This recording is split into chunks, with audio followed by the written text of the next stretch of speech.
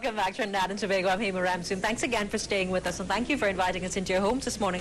We're coming to you live from the Crown Plaza Hotel, and the reason we're here this morning, while the Trinidad and Tobago Chamber of Industry and Commerce, they're presenting their post-budget panel, and starting at 8 a.m. this morning, we're going to continue our broadcast this morning. So we're going to hear what the major speakers have to say. The presentations will be done by Wade George.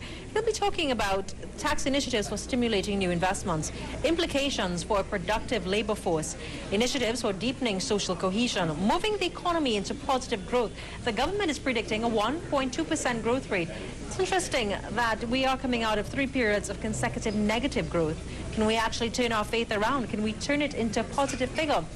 Most of our Caribbean counterparts and our neighbors who are blessed with natural resources, and oil and natural gas really, have achieved 3 to 4% growth.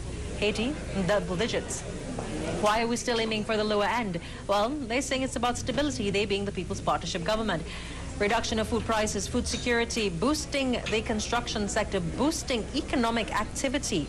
All of that has been presented by a package of an expenditure profile, $58 billion, the largest ever this country has ever seen.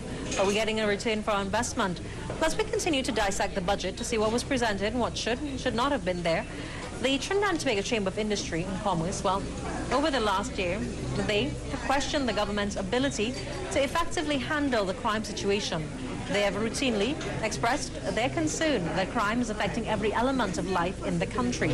What they are going to do at this time is that we're going to speak to Andrew Johnson. Andrew, you are with the Crime and Justice Committee of the Trinidad Chamber of Commerce. Yes, yesterday, the budget was presented. National security received the second largest chunk of the budget. Yes, and it was more than what Mr. Warner had asked for. I think he asked for $4 billion. He asked for $4 billion. He got 5.5, and he seems to be very pleased with it, from what I've heard in the media.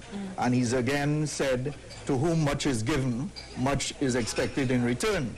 So the chamber will be looking forward to him walking that talk and doing the action necessary with the 5.5 billion so the country can get some value for money. Value for money. Were you satisfied? Now, obviously, we just heard of the allocation. The minister is expected to make his presentation to outline some of the plans and where he expects to spend his money. But looking at the increased allocation from 2011 to 2012, now going into 2013, are we really seeing the impact? Well, look at the crime rate. Look at the detection and the arrest and conviction rate, which is still not near 20%. Is that value for money? For once, there's been a target set by Mr. Hawaii of a reduction in violent crime by 50% over the next 3 years. We'll be holding the government accountable to that target. Because in the private sector, when we have something that is not performing, we set a target and we try to meet that target. Now, this year we've seen a shift in terms of measurable deliverables. We see SMART objectives actually being put in place. Are you confident now that government has actually transformed the way it's being run? Hey, we could have all the technological plant and equipment in the world, from Steve Jobs to Mr. Gates. If we don't have a police service and support to the minister, to the commissioner of police, to the executive of the police, nothing will work.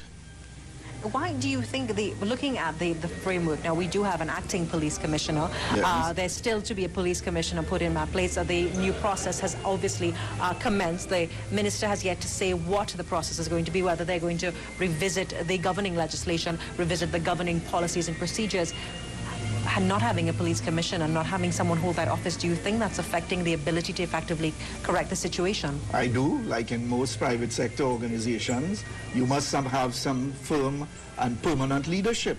The country has gone through this process of appointment of a commissioner of police more than once in order to be fair to the government of the day. It's not a happy thing. Did you ask him that when he appeared this morning?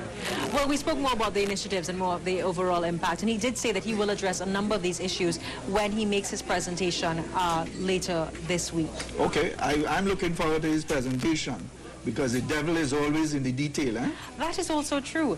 Looking at the details that have been presented, the Chamber obviously made a number of recommendations to the ministry and the specific ministers, one being Minister Warner. Yes. Do you think that those recommendations have actually been accepted? Are you seeing the results of those recommendations? Some of them have.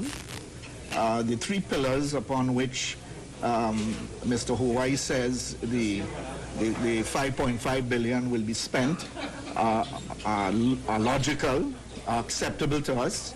One was strong law enforcement. Every time the chamber has spoken in public, it has complained about the lack of enforcement of the law. Moving into the next period, how are you going to be assured that we will not see further lack of enforcement? Well, we're going to be holding him. It will be reflected in this 50% target that they've set here. We have the statistics from CAPA and others as to how the figures work every month with respect to crime. Now, Andrew, we do have to take a very, very short break. When we come back, we'll continue our discussion. Don't forget the activity, that is the post-budget panel, will begin in a couple minutes. Stay with us.